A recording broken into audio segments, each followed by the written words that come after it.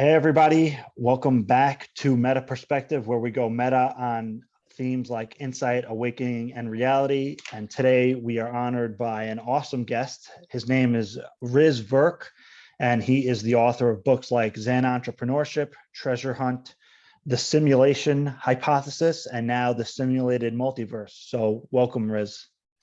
Thanks so much for having me on your show. Yeah, I'm really great to have you. I found your work through the simulation hypothesis, but then I had to go back and I saw your stuff on like treasure hunt, and I mean all that was fascinating. So anybody listening, you got to go look at Riz's books. They're incredible. But I did want to ask you, in the simulated multiverse, you have a small thing saying with a star next to it, talking about a book called Wisdom of a Yogi. Yeah, so that's a book that I'm currently working on, and which hopefully will be done soon and will be released in sometime next year in 2022. And the subtitle of that book is, Modern Wisdom from Yogananda's Autobiography. And it's an interesting story how that book came about, because as you know, I've been interested in different meditation techniques and teachers, and explored many, which my first book, Zen Entrepreneurship, was kind of about my experiences, with a particular meditation teacher, along with my experiences in the business world. And so a couple of years ago, I went through some health issues. And during that time, I was like, well, why don't I go back and read Autobiography of a Yogi again, which I had read, over the years, and which, as your listeners probably know, is one of the most popular spiritual books of the 20th century. And Yogananda was a very interesting figure. He came over in 1920 from India to Boston, and then ended up spending most of his adult life in the U.S., really crisscrossing the country, teaching about meditation and yoga in the 20s. Which people can imagine how difficult that might have been, yet he was drawing huge crowds, even back then, for a lot of his talks. Even met with the president. And so I went back and read it, because I was having these health issues and I couldn't really do much else. And then I was like, well, what can I read next? So I started to look for other books about kind of magic and miracles and gurus in the Himalayas. And for those that haven't read it, Autobiography of a Yogi is chock full of all these interesting stories, some of which make you kind of question, okay, did this really happen? And those are, of course, some of the most memorable stories. And that's, I know when I first read the book, there was a story about a guy, a Muslim wonder worker, which is called a fakir, and he had control of a disembodied spirit, which is typically called a jinn, who would then make material objects disappear and then reappear where he wanted them to. And of course, these stories were very memorable, but they had really strong spiritual lessons, contained within them. So it wasn't just about the miracles and the crazy feats that these yogis do, but really about pursuing your own path to enlightenment, if you will, or your own particular spiritual journey. So I was looking for other books, and I wrote a series of articles on Medium about other books that were similar to Autobiography of a Yogi. And then, last year, someone from HarperCollins India reached out to me and said, hey, it's the 75th anniversary of the release of Autobiography of a Yogi, which is in 2021. So we're looking to do a book, but we found that a lot of young people find it difficult to get into reading this 500-page book as kind of the first book they read about this stuff. And that's true. And so, a lot of people who tend to be huge fans of that book tend to be older now. They found it in the 70s, 80s, or 90s. And they said, well, your ideas about computer simulation and life being a video game, are quite interesting, and we think will appeal to a younger crowd. So would you like to write a book about Autobiography of a Yogi and lessons from that? And so that's what that book is about. It's sort of a series of lessons that are stories from my own life, and then in certain cases stories from other folks that I've met or interviewed, and about how Autobiography of a Yogi has changed them, or if there's a particular spiritual lesson in that book. And one of the lessons that always stuck out for me was that you don't have to go to the Himalayas. And so if you read that book, you find even as a kid, Yogananda kept trying to run away. His name was Mukunda Lal Ghosh before he was Swami Yogananda. And Mukunda kept trying to run away to go to the Himalayas and meditate, right? So he kind of had this weird lifelong dream of being this monk that was walking along the Ganges River. And yet, if you look at his life, it was nothing like that, right? He was always organizing, leading groups of meditation in different cities and traveling in the modern world, and he was called the first modern yogi, and so I thought that was an interesting lesson there, that perhaps you may have a sense of what your mission in life is, but the particular vision that you have of it may not be the most practical or exactly the way in which it's manifested. And that's just one of many lessons in that book. In fact, every time I read Autobiography of a Yogi, I end up finding a different lesson in one of the other stories that I hadn't really paid attention to the previous time. So anyway, that in a nutshell is what Wisdom of a Yogi is all about.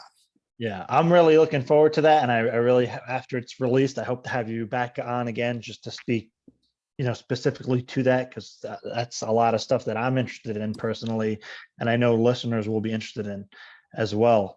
But here mainly we're going to talk about your new book, The Simulated Multiverse, and I think a really good way to kind of preface that actually is to explain just a little bit about the simulation hypothesis. Yeah, absolutely. So, I ended up writing the book, The Simulation Hypothesis, a few years ago, based upon my experiences with video game technology, as well as my experiences with consciousness and my research into quantum physics. But what happened was a few years ago, I was playing a virtual reality table tennis game. And so I had the headset on, and I was playing the game, and it was, in a big room. It was a big clunky headset. This was, years before we even had the Oculus Quest. So there was literally wires coming down from the ceiling. But what happened as I was playing this game was that I got so engrossed that my body forgot for an instant that I was in virtual reality. So much so that at the end of the game, I tried to put the paddle down on the table, and I tried to lean against the table, just like you might at the end of a ping pong game, right? And of course, there was no paddle. There was a controller. It fell to the floor, and there was no table. Yeah. And I almost fell over, and I thought, oh wow, our technology, our video game technology, is becoming so immersive that at some point we will be able to recreate something like the Matrix, which is full immersion. So, that's a point that I call the simulation point. And so the first book came about because of a thought experiment. I said, well, what stages of technology would we have to develop? And I was living in Silicon Valley at the time, and I was actually actively in the video game industry. I had just sold my last video game company. What stages would have to develop on what I call the road to the simulation point, at which point, the games would be so fully immersive that we would forget that we were inside a virtual reality. And then as I ended up doing more research into the world of quantum physics, I realized there were just so many strange things that came up in those findings that made Niels Bohr, one of the fathers of quantum mechanics and 20th century physics, say that if you are not shocked by what quantum mechanics is saying, then you haven't really understood it. And so I found that those things were inexplainable using the old materialist model, that we live in a single physical reality, and that everything around us is solid matter, and that time proceeds in one direction only, from the past to the future. And so between those two things, and then as I ended up looking further into the Eastern mystical traditions, I found that pretty much, not just the Eastern religions, but pretty much all the major religions of the world have been telling us that the physical world around us is not the real world, right? And in the Vedic traditions and in the Buddhist traditions, your listeners will know this, there's the concept of Maya, which means illusion. But, if you look at that term more closely, it actually means something like a carefully crafted illusion, kind of like what a stage magician might do, right? They would carefully craft the illusion. So we are living in something that is carefully crafted, for our benefit. And this was true in Islam and in Christianity and Hinduism and Buddhism. And so anyway, all of that led to the writing of that first book, which was, about that general idea. I like to say that the first book is about the idea that physical reality and space is not what we think it is. Yeah, and that's, that ties very much into, like you said, religious or even mystical traditions like Gnosticism and Vedanta, Buddhism, talking about the physical world as somewhat of an illusion.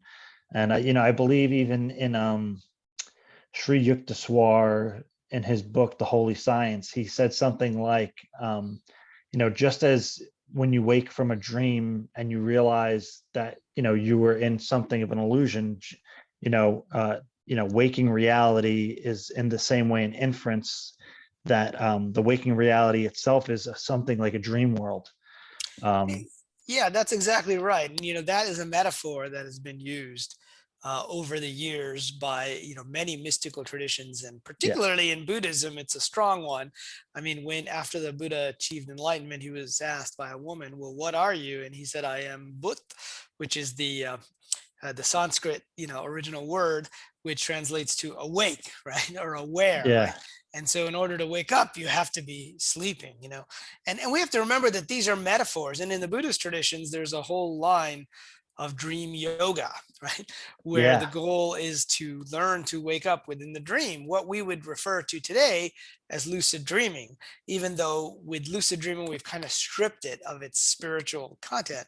But in the Tibetan Buddhist traditions, they have the 6 yogas of Naropa, which came from the Kashmiri Pandit named Naropa into Tibet, and they got preserved there to this day, because Buddhism has kind of spread around the world, but there aren't as many.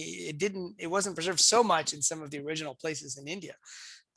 So that's an example where dreaming is quite literally used, not just as a metaphor, but you use it as part of your training to say that if you can wake up within the dream state, then you can certainly wake up within what we call physical reality. yeah. And there's a few good books I think recently on Tibetan dream yoga, and there's actually the older book now by Stephen LeBerg about the lucid dreaming, and then now more recently the Tibetan dream yoga. I forget the gentleman's name. Andrew Andrew. Holacek, I think, is Yes, the guy yeah, who wrote. Yeah, he wrote a couple of great really, books. He gets yeah, very heavy into the techniques and the traditions, and sometimes the traditions can seem a little esoteric for those of us in the West, because they clearly came out of a certain cultural tradition. But the core is very much the lucid dreaming aspect, and I actually had some experience with that myself, and I write about it in my first book, Zen Entrepreneurship, where I would wake up in the dream and I would go around and visit different parts of Boston where I was living, or I would encounter things that would come true in my dreams the next day, which had something to do with my business. And so, that kind of led me to really explore this idea that the dream world and the physical reality are not quite so separate, as we think. But we have to remember that, these are the metaphors that were used in previous times. If you go back to the Vedas, they have the idea of the Leela, which is like a stage play, right? Which is, like the play of the gods. And that metaphor has been used often, even by going to Shakespeare, 500 years ago, where all the world's a stage and the men and women are merely players. And then when Yogananda was asked to describe the world in the 20th century, he used a more modern, quote unquote, modern example of a film projector, right? He said it's like watching a movie where there are all these actors and there's all this suffering, and you're watching a movie of World War I, and yet they're not really being harmed, but within the context of the movie they are. And so that was an up-to-date modern metaphor. So I like to think that if these guys were alive today, they would use a more up-to-date metaphor. And the more up-to-date metaphor is, in fact, a kind of a stage play that has a script, but with different actors, and each one can make their own choices, and it gets projected. What does that sound like? It sounds like an interactive video game, right? Today, we're used to thinking about avatars that represent us, and for the younger generation, they spend more time in Fortnite than they do playing baseball out in the park, like I did, when I was a kid. And so that's not a weird concept. And in fact, I've had many parents tell me, they bought my book because their kids asked them about this idea that could we be living inside a video game, and they wanted to learn, more about it. And then their kids ended up reading the book. So that was interesting. Yeah, that's really cool. That's awesome. And I think it's actually a cool segue for younger generations to get into some of those expansive ideas about the nature of reality, through the lens of, again, maybe a video game or something like that. So in a sense, that's definitely going meta, where you're kind of perceiving reality through a different lens. Yeah, And absolutely. And I was just going to add on that, the idea of metaphors. I mean, this is true even within the Western religious traditions, right? They talk about the book of life in Judaism and Christianity, which is, depending on where you get the definition, either a book of who gets into heaven or a book of the deeds. But in Islam, they're actually much more specific. They have the scroll of deeds, right? Which is this long scroll. Again, you have to think in metaphors of everything that you did in this life. And there are these two angels who even have names, right? The Kiramin Kitab, I think they're called, one of which writes down your bad deeds and one of which writes down your good deeds. Now, you have to remember, this was 1400 years ago, and they had to come up with a metaphor that people would understand. Today, it doesn't make any sense to say there's two angels for each person, so there's 7 billion angels, right? Today, you would just have a process that's just recording everything. And so that's why, that metaphor was good for the time. Today, when we have video games, we record what happens in the 3D environment, and then we can stream it over Twitch. We can play it on YouTube. I mean, my nephew, when he was like 3 or 4 years old, he would say to his dad, "Hey, can I watch that man and that woman playing the Star Wars game?" Right? It wasn't watching Star Wars. He wanted to watch the yeah, YouTube of the yeah, video game of Star Wars. And yeah. so, it's just a whole different way to think about things, using more up-to-date technology and metaphors. Yeah, absolutely. So now, speaking about simulation hypothesis and the simulated multiverse, how does the metaverse play into that? Well, it plays in quite well, and in fact, I'm going to be doing a TEDx Gateway talk online, which is for an audience in Asia, but it'll be online, about that specific topic, which is, how is the metaverse the beginnings of what I would call the road to the simulation point, and how does that lead to an eventually to a simulated multiverse? So if you think of the stages that I lay out in the first book, which are, we are in sort of stage 3, 4, 5 of 10, right? So we're not at the point where we have these fully immersive simulations, but the technology that's being built for the metaverse, right? And of course, most people will have heard of Facebook's name change now of the company to Yeah, Meta. They want to create social experiences in a different way, where you are represented by avatars. And there have been, versions of this, going to, back to World of Warcraft and Second Life, each decade since 1992, when Snow Crash, the science fiction novel by Neil Stephenson, first defined the term the metaverse. And so it's been something for people to aspire to. But now, the technology is finally getting to the point where you can put on virtual reality headsets, or, excuse me, you can put on augmented reality glasses, and you can start to see objects that aren't there. So we're seeing this merging between the digital and the physical worlds. And so there's a concept within academia of what they call techno-social imaginaries.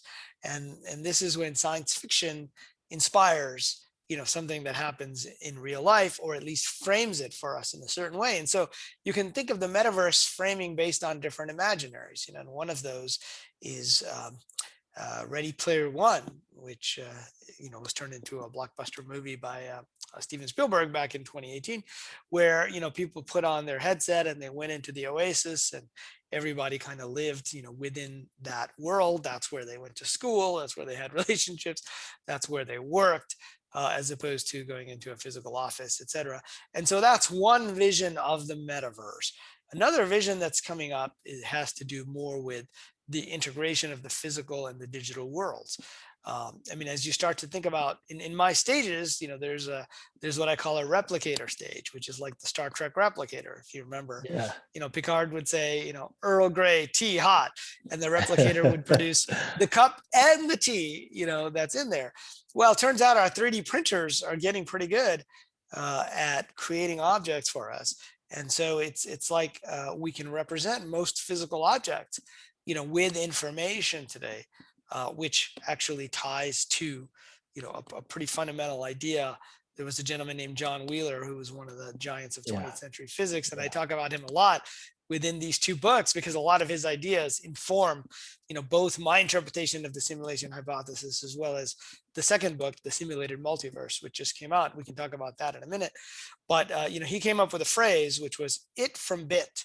And what he said is everything that looks like an it, like a physical object, like this, this water bottle here, is actually made up not of particles, which is how we used to think of things. We used to think of a physical world that consisted of physical information, but it consists of a series of answers to yes, no questions.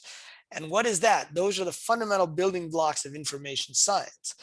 Those are what we call bits, ones and zeros. And so, we're starting to see this melding between what is physical and what is digital. And in fact, the more that physicists look for this thing called matter, right, they just can't find it. And so it's one of those illusions, right, which gets right back to, the Eastern philosophical traditions, right, where everything is said to be a carefully crafted illusion, or reflection, as the Buddha said, reflections in a very clear mirror, lacking, any inherent realness. Yeah. And you start off in the Simulated Multiverse by talking about Philip K. Dick and some of his ideas. So let's get into that.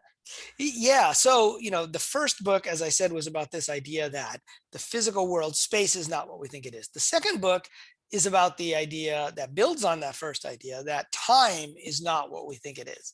Yeah. And I was inspired partly by the work of Philip K. Dick, who also inspired, the Matrix creators. The Wachowskis said that they were inspired by Philip K. Dick.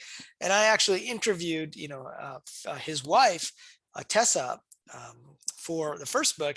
And at the time, there was a very famous speech that he gave in Metz, France. And I had only heard like one line of that speech, which is a pretty famous line now, which he said, "We are living in a computer programmed reality, and the only clue we have is when some variable is changed. Some alteration occurs in our reality." And so that particular clip, which actually was ad-libbed and not part of his written comments, and if you read the written version of the speech, it's not actually there, was one of the first times in modern times that somebody really, put this out as a serious idea, that we could be living in a computer program reality. And so most people focus on the first part of that, the simulation. But what I found was that by going back and reading the rest of his speech, that the second part of it, which is about some alteration being made by changing a variable and rerunning things again, that's where things got interesting. And what he said was that every time a variable is changed, an alternate reality would branch off, and we would relive the same events, perhaps saying the same words, perhaps thinking the same words, having a sense of deja vu. And that every time we have a sense of deja vu, that is a clue. And he actually used this term, which is interesting because it's a term that I used in my book, Treasure Hunt, which was about glitches in the matrix, and I called them clues. It's a clue that this is what's going on. And so Tessa, his wife, told me that he actually believed that there were these multiple timelines, and just like in a computer program, they were being run again and again. And that, in fact, his book, The Man in the High Castle, which was made into a pretty successful series on Amazon a few years ago, a good series, I recommend it if people haven't seen it, which was about the Germans and the Japanese winning World War II, and they take over America and they divide it between them, the West Coast to the Japanese and the East Coast to the Germans. That he came to believe that was not just science fiction that he made up, but that he was actually remembering an alternate timeline. And he came to believe this with several of his novels.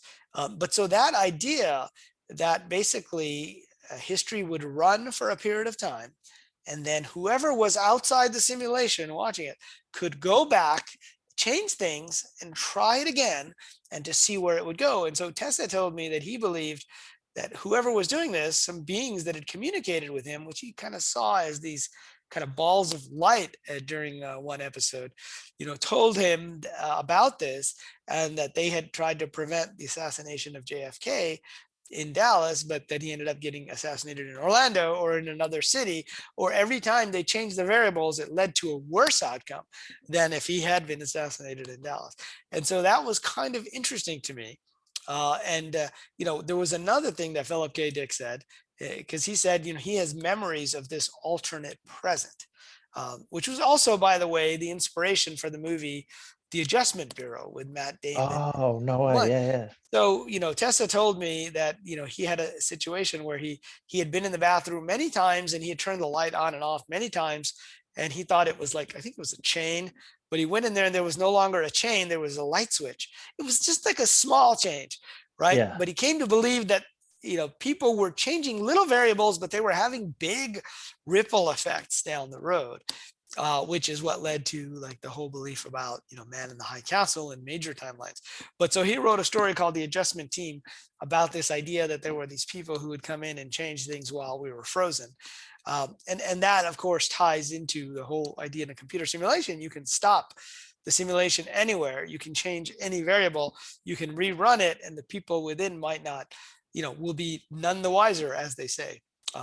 So anyway, that all led me, to exploring this idea of multiple timelines. And finally, in that same speech, which was in 1977 in Metz, France, and people can look it up online.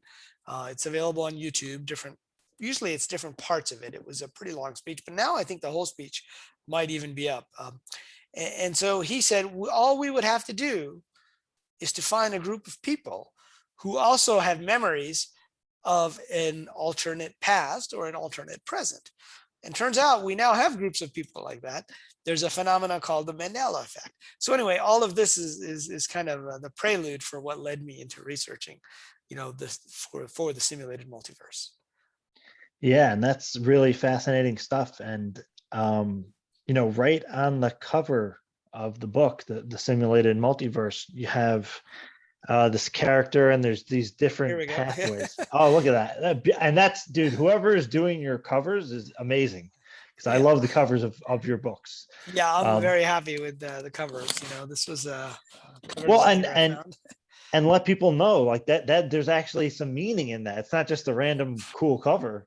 It's not. Yeah. So if you look, each of these individuals is kind of a different version of the same person, right?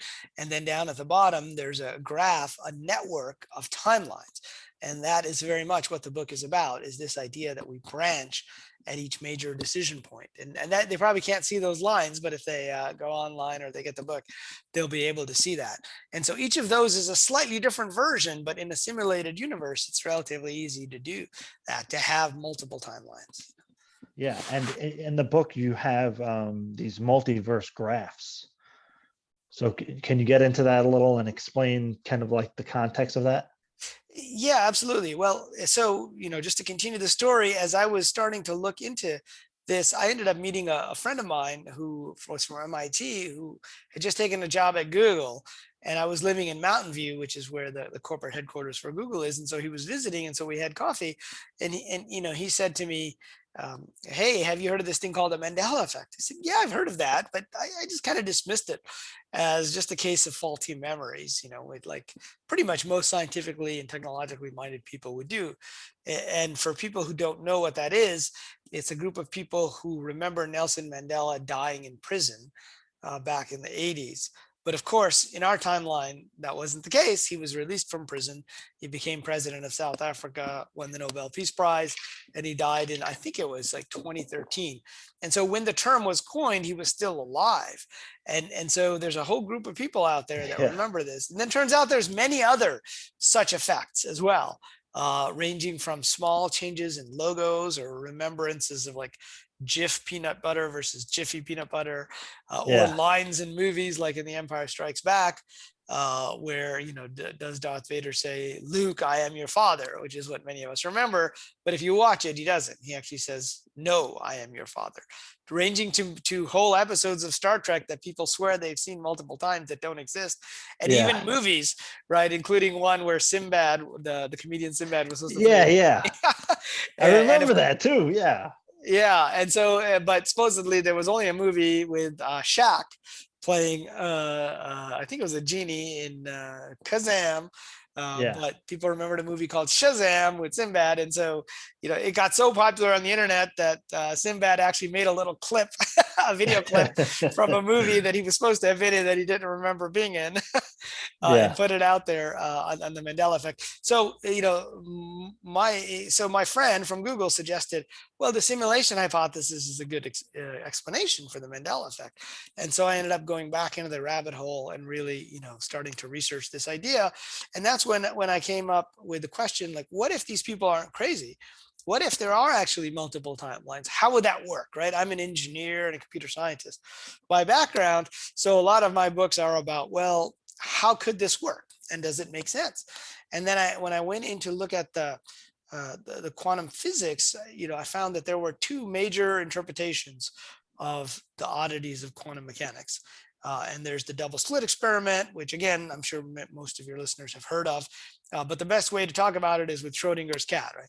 Yeah, the cat is in a box with some poison, and after an hour, there's a 50% chance the cat is alive and 50% chance the cat is dead. Which is it? Well, common sense tells us that, the cat is either alive or dead. We just don't know because we haven't looked. But quantum mechanics tells us the cat is both alive and dead. So it's in what's called a state of superposition until someone observes or measures it, which is called the observer problem. And so, the different interpretations of that are there's a set of probabilities, and that exists as a wave, and that wave collapses. This is called the observer effect, which I'm sure many people have heard of. But the alternate explanation, which is gaining favor with many scientists today, with many physicists, is the multiverse explanation. And what that is saying is that there are two universes. There's a universe where the cat is alive, and there's a universe where the cat is dead. And so the universe keeps splitting off into multiple universes, which essentially are like multiple timelines, because each time there's a choice to be made. One universe goes this way, one universe goes that way. So if you think about what that would look like, if you graphed it out, it would look like, basically, you start off with 1 point and it goes to 2, and the 2 goes to 4. It turns into this graph of expanding possibilities. And so in this book, The Simulated Multiverse, I try to come up with a way to think about both of those interpretations, what's called the Copenhagen interpretation, the observer effect, or the multiverse explanation, and say, what if they're both the same thing, right? What if they are both just multiple runs of the same computer program simulation? And if you do that, what happens is all of the possible states are this large graph that then can be navigated. And what we think of as time passing is really going from one state of the graph to the other, where each state is kind of a super example of the it from bit. Each state is a series of bits that are arranged in that way. And so the multiverse, idea has now made its way into science fiction as well. I like to say it's past the 10-year-old test, because, my nephews explained to me a few years ago that while superheroes, like when I was a kid, superheroes like Superman came from other planets. Today, superheroes come from other timelines, right? And so if you watch any of the Arrowverse shows like The Flash or Supergirl or the Arrow, you find that they exist in a multiverse where there's Earth 1, Earth 2, Earth 3. And in each of those, you might have slightly different variations. And now that's coming to the big screen with Marvel's Into the Spider-Verse. I was a big Spider-Man fan when I was a kid. I couldn't wait to get home to watch the Spider-Man cartoons. And so now they're going to have different actors that have played Spider-Man coming into this new movie, which actually is called not Into the Spider-Verse. That was an old movie, but the new one I think is called No Way Home is the new one that's coming out. So they're going to have Tom Holland, Andrew Garfield, and Tobey Maguire as different versions of Spider-Man. And so, that idea has made its way into science fiction. People understand it better now. But really, when we talk about a multiverse, what we're really talking about are different timelines. And so the computer explanation is a good way to think about both the probability, because what does probability mean? So I went back and I said, well, where does this modern idea of probability come from? And it comes from gambling. It turns out somebody had a gambling debt, and they asked a famous mathematician, I believe it was Pascal, to kind of lay out, what are the chances of this happening versus that? And he said, if you have a dice or a single die, which is the singular for dice is plural, that there are 6 probable futures, right? Each of the possible values of the dice. And if you roll it, but that was interesting to me, that probability means probable futures.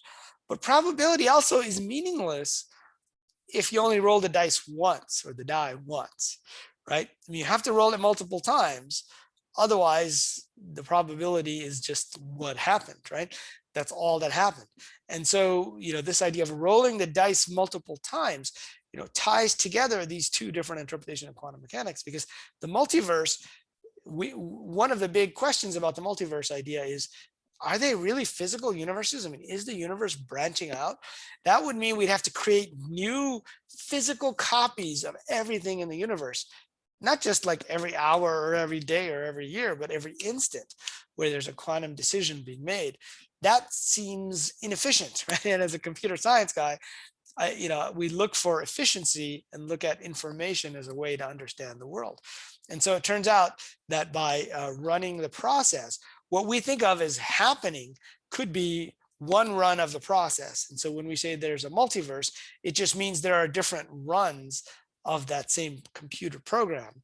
And so only when it's running is it fully rendered. And that way you don't have to store all of the information from all of those multiverses. You don't have to process it all at once. It exists only as information. So that's where the multiverse graph idea comes from, which is a key part of the new book. Yeah, and that's just like mind blowing to try to contemplate all that, right? It's almost like a koan sense, right? It's really if you contemplate that, it just takes you in many different ways, I guess. And I have a question too, because this is something I don't generally understand, is quantum computing. So how does the idea of quantum computing and how that works tie into the multiverse idea? Yeah, so there's a new type of computing that is still in its infancy called quantum computing. And the basic idea of quantum computing is, could we compute using the basic building blocks of nature? Right? And in quantum mechanics, as I said earlier, we think of the basic building blocks as particles, as objects. But what is a particle? I mean, the more you look into it, the more you find that a particle is just a series of yes/no questions, a series of bits. And so the way you can distinguish one particle from another is based on its properties, right? Which is this bits of information. And so you might have a photon of light, for example, that is polarized one way or another way. And so quantum computing uses these fundamental building blocks of nature to create what's called a qubit. And so I talked earlier about Schrodinger's cat, and I said the cat is in superposition, which means it's both alive and dead. So quantum computing relies on qubits. And what a qubit is a bit, remember bits have values of 0 or 1, that are in both positions. So they're in superposition. So a bit has a value of both 0 and 1. Right. And so if you think of a series of bits, like what's happening right now, you and I aren't really talking. Right. My computer is recording what I'm saying. It's transferring that information into bits. It's transferring those bits over the internet to your computer, and your computer is rendering it through, let's say, Zoom or some program.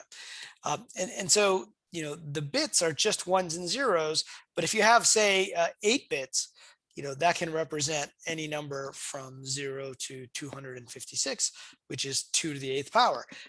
If you have 256 bits, you can represent 2 to the 256. And so what happens is, exponentially, when you have a problem where there are multiple possible paths, the number of possible solutions grows too quickly. And this is how modern encryption works. Encryption works on the idea that you could potentially break the encryption, but if you were to go through every single possibility, it would take you literally thousands of years, and we'd all be dead by then anyway, or millions of years in some cases. In some cases, it would take more operations than there are atoms in the universe. And so quantum computing, though, shows us that it's possible to solve these what are called intractable problems that grow really big, really fast. And an example of that is the old story about the king and the chessboard. like an old story in India where the king loves to play chess, and this particular guy comes up to him and says, the sage comes up to him and says, well, okay, let's play chess. And the king says, okay, well, what do you want if you win? And he goes, well, nothing too big. Just give me 1 grain of rice in the first, leftmost corner of the chessboard, and then double it in the next chessboard, and then double the grains of rice in the next square. And turns out, if you keep going, the king didn't realize this because he lost the chess game. By the end, you end up with 2 to the 64 grains of rice, which is just a huge number. Turns out that's more rice than you can store in all of India. Oh, wow. And so that's an example of an exponentially growing problem. So it turns out one way to solve this problem is to explore all of these values in parallel. And that's theoretically what quantum computing does. It takes a series of bits, let's say 64 bits, which is what the chessboard might represent in this case, or what your computer might have 64 bits in its CPU as its base of operations, and explores all possible values, just like Schrodinger's cat could be alive and dead. It explores a value of 1 or 0 for each bit. And so if you do that with 64 bits, you have 2 to the 64 possibilities. And then it can kind of sum up those.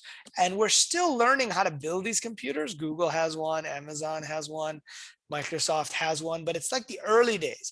If you go back to, back when we had the ENIAC, back in the 1940s or 50s, you had room-sized computers. Of course, today, my cell phone, my iPhone has more computing power than the entire, ENIAC had back in the day. But so quantum computing is in its infancy. But turns out quantum computing does a version of what I'm talking about in this book, which is explore the multiverse graph, right? Which is explore these different possibilities and find the optimal outcome, and then come back. And so that's where quantum computing ties to this whole idea of multiple timelines, parallel universes, simulation hypothesis, and the Mandela effect. I know that's a lot of different concepts that are being brought together. So this book was kind of hard to write, actually, because it wasn't just about one concept. It was about all these different concepts and how they relate to each other. But I think it ties together pretty well.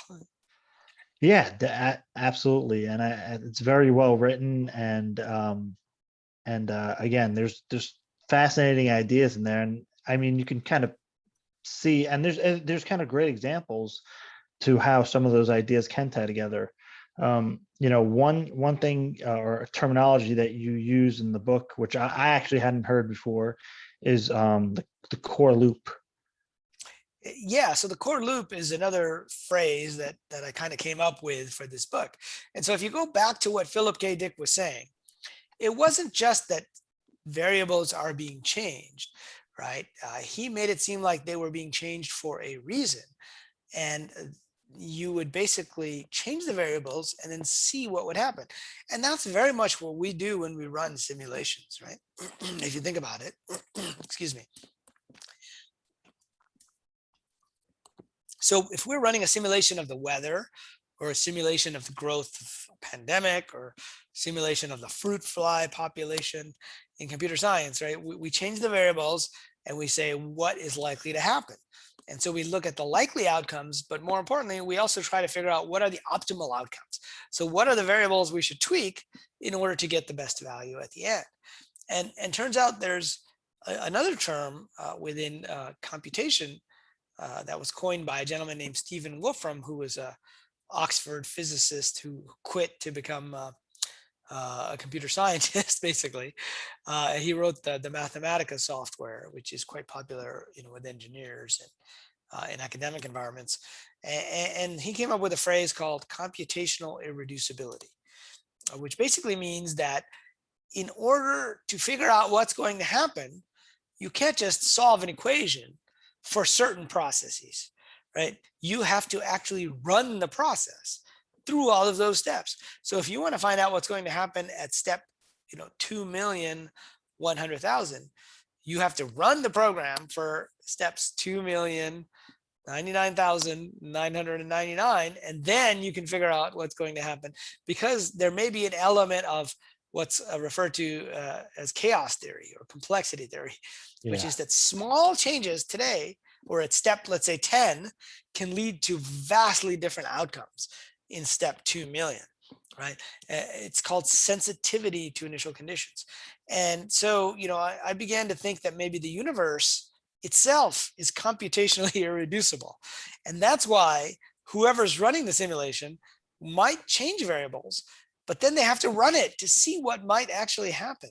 And that is what the core loop is about. So the core loop is similar in a way to what quantum computing does in parallel, but you can think of it as just a serial process, which is what are the possible next steps? You can try out those steps and you can say, okay, what are the possible next steps? You can try those out to see what might actually happen. And then you come back and say, yeah, that one's not as good as this one. Let's go forward on this particular path, right? So think back to Philip K. Dick example of Germany and Japan win World War II. Well, maybe that's not such a great outcome, right? Perhaps we'll tweak that and try to see what would happen if, the Allies won World War II. And so, or JFK was assassinated. Let's try another outcome. Well, it turns out the other outcomes aren't that good. So let's go back and rerun that timeline because that was the timeline that seemed like it led to the most optimal outcome. And that's how, in some ways, AI works, right? In learning to play games, like in learning to play chess, for example, it tries out all the different possibilities and then it comes back. And there are certain models of physics. There are certain physicists like Fred Alan Wolf, who wrote some books on parallel universes and the mind and consciousness, who think that these futures already exist and they are sending back information to the present, which is the past for them, right? And that we make a choice, which is very similar in a way, if you think about it, to these probable futures. But it's a different interpretation. It's an interpretation where time has a different meaning. And so now how could these futures send back information to the present if they don't exist? Well, it depends on what your definition of exist is, right? And so in a simulated multiverse, it's very easy to think about these as because they exist as nodes in this multiverse graph. And each of them you can look at and see what would happen if you navigated to it simply by running the process. And so what you and I think of as reality is just one run of this simulation while we try out, the different paths that we could take. And then eventually we perhaps choose one. And so the core loop is really a way that we're thinking about, the way that I'm thinking about. I sort of came up with that because there's a core, most video games have a core loop. Most software programs have a core loop. Zoom has a core loop. It records my video and it sends it to you, and then it does it again and it does it again. And that's all it does, right? It just keeps repeating its core loop. And so perhaps the core loop in the universe itself, and this is an idea that was also put out by a physicist named Tom Campbell, who wrote a book called My Big Toe, My Big Theory of Everything. And, I again was attracted to that because he had talked about simulation theory and virtual reality much earlier than a lot of other people. But there was a particular thing that he said in this book, which had to do with virtual reality spinning off different possibilities and exploring them. And turns out that's very similar to the process that Philip K. Dick described and that I'm describing, in this book, which is that the universe spins off versions of itself to try to find the best or most optimal solution. Yeah. And, but talking about sending information back, one thing that's very popular recently, I guess you can say it's like the flavor of the week or something in the UFO community, has been this idea of like the time traveler hypothesis, where at least some of the UFO phenomenon is us coming back to, either warn each other, warn us about nukes without too directly interfering. And there's all these different theories about that. So speaking about UFOs, how do UFOs fit into simulation hypothesis or the simulated multiverse? Yeah, well, you mentioned one way, which is very much that UFOs are coming from a future timeline of ourselves, right? And I find the UFO topic fascinating because it requires a different cosmological model, right? I mean, there's the standard ET explanation, which in a way doesn't require us to change our model of the universe, right? There are other planets around solar systems, That idea of technological civilizations on other planets passed the 10-year-old test back when Superman came out, right? Most people Yeah. understand it, but it does require us to expand our understanding of how we would travel within this physical universe. And so there's a whole set of technologies that we don't understand if, in fact, UFOs are visitors from other planets. In the simulation hypothesis, I started to think about, well, what if there's something else going on here? And one of the people I interviewed or met with was Jacques Vallée, and he told me that there were many instances within UFO sightings. Well, he said, first of all, there's this element of the absurd, right? There's what we think of as the nuts and bolts element, and there's this other element which may have to do with consciousness. But he said there are many instances where one person saw the UFO and the person standing next to them didn't. Right. Well, now that sounds absurd from the point of view of a physical materialist point of view, right? Either it's there or it's not. But how could that happen? Well, it turns out we do that in video games all the time. And this was kind of an aha moment for me, because if your character is level 10, let's say, James has an advanced character and I'm only level 1, right? We're not actually seeing the same things.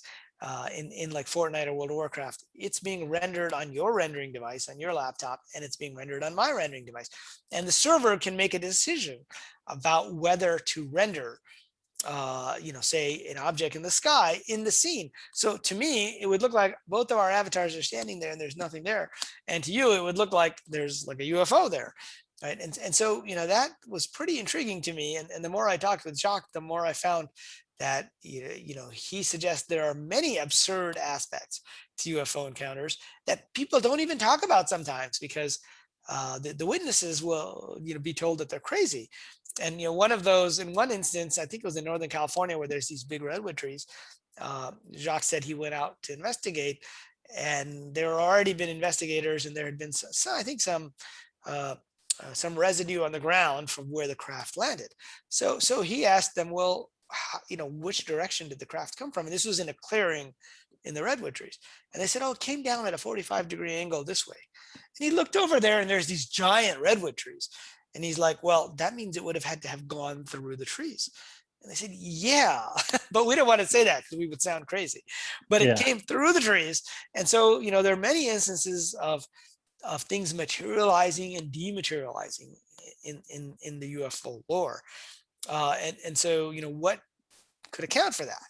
Well, I think if we have a different model of physical reality within a video game, it's relatively easy. We do it all the time. We transport from one place to another. We bring out objects from our inventory or from somewhere else. So it's a very common process, right? Now, if there's some other hidden dimensions to physical reality, then that makes more sense. And so I cover that a bit in the simulation hypothesis as one of the potential explanations for some of this strange phenomenon. But also this idea that they're coming from somewhere beyond what we think of as physical reality, whether it's another timeline, a parallel universe, some other dimension of reality. And I think the more you look into it, the more you realize there is definitely an element of that to the phenomenon. There's also, the nuts and bolts phenomenon that the Navy pilots are seeing physical objects, right? And so it doesn't negate that. We just have to redefine what does it mean for something to be a physical phenomenon. So that's my particular, take on the UFO phenomenon. Yeah, and that's fascinating. And again, you get into the high strangeness, and it's really, in my opinion, the UFO subject almost bridges the physics and metaphysics, because it seems to demonstrate both properties simultaneously sometimes, where you'll have a physical object that's being tracked by radar, and that just happens to disappear and reappear, or have some kind of even psychic effect. And it really ties, in my opinion, that together. So I say, like, the UFO is where the rubber meets the road for physics and metaphysics. But when you're talking about a simulation hypothesis, or a simulated multiverse, the simulation implies that it's being simulated. So what's the idea of, who's running the simulation? Is it like a self-aware replication, or how do you look at that? Yeah, well, that's one of the big questions, right? One is why would somebody run a simulation, and the second is who's running the simulation. And if you think about why do we run simulations, I mentioned this earlier. We run them to see what might happen, what are the likely outcomes, and what are the optimal outcomes. But we also run simulations in the form of video games. Why do we play video games? Well, they allow us to have experiences that we couldn't have outside of the video game. Like I can't fly on a dragon and joust, in the air, at least in this physical reality, right? I can't do that, but I can do that inside a video game with my avatar. And so, there's this possibility that we are doing it to have experiences. And there are two different versions of the simulation hypothesis, which are not really mutually distinct. One of them is the NPC version, the non-player character version, and the other is the RPG version, which is the role-playing game version. And in the NPC version, we're all just AI being simulated. And I find that not quite as interesting as the RPG version, where we're in a video game and we are the players. So, this is my avatar, that's your avatar, but there's another aspect of us that's outside of the game that, just like when I was playing ping pong, right, has forgotten that we are inside a video game. And then the Greeks would say that when you incarnate, you cross the river of forgetfulness, right? And you kind of forget what's been going on. And in the Chinese traditions, the goddess Meng Po had brewed the tea of forgetfulness, right? Which you drink both when you incarnate and when you disincarnate as well. And so you have this kind of transition period where we've forgotten. And so in that scenario, it's us, right? Who's running the game? It's us, right? We choose to be part of the game. And we may in fact be the programmers of the game. And just like in a video game today, if you play a video game, you will have quests and achievements, which kind of guide your progress. You will have to choose attributes of your avatar. My avatar is particularly interested in reading and speaking and writing, right? Other people might be interested in mountain climbing, right? That's their particular inclination. What in the ancient yogic traditions would be called vasanas, or tendencies that we carry with us across lifetimes. So anyway, I tend to think that it's some combination of us co-creating, or at least agreeing to different aspects of the game that we'll be playing in. Yeah. Well, Riz, I know you don't have too much time. It's been great having you. I could do a whole nother discussion with you easily about all this stuff. It's been very fascinating. But just for people listening, two things: where can they find your work, number one, and two, what would your parting words to the audience be? Sure. So they can find my work on my website, which is zenentrepreneur.com, or they can follow me on Twitter at Riz Stanford, just like the university. I think I was a student there when I created the Twitter account. So that's why, and I was going to get rid of it after I graduated, but I ended up just keeping the Twitter handle. Yeah. And then, in terms of parting words, I would say, part of the message of the simulation hypothesis and the simulated multiverse is, we get into these situations where we think, what if I had done this? What if I had done that differently? Would my life be better? And after thinking through, both of these models of reality, my conclusion is relax. Perhaps you already have done these other things. And for whatever reason, perhaps this is in a way the most optimal outcome, and certainly the one that you are meant to experience at the moment. So I would encourage people to have less anxiety about the challenges that they're facing in this lifetime, because to a certain extent, just like in a video game, if there were no challenges, life would be boring. And to a certain extent, when you're playing a video game, you agree to the quests and challenges. And if you don't meet them, you just try them again. So that's the perspective I would leave people with. That's wonderful. And again, thank you so much, Riz, for coming on. All of Riz's links are going to be in the description for everybody. So definitely go check that out. And I hope to speak to you again sometime soon. Yep. Thanks so much for having me on. All right. Take care, Riz. Okay.